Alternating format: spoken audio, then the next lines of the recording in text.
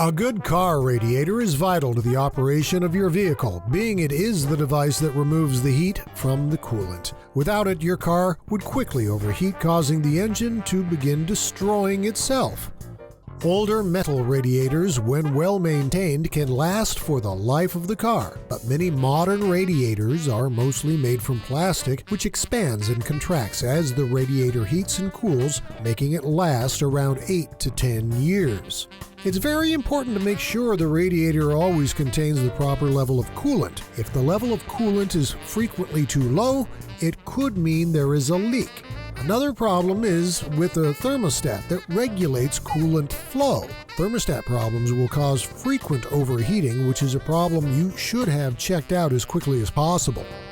Extended overheating can cause a great deal of damage to a car radiator as well, especially if the coolant leaks out because of a hole in the radiator that can't easily be fixed. Another thing that can damage your radiator is, of course, a front-end collision.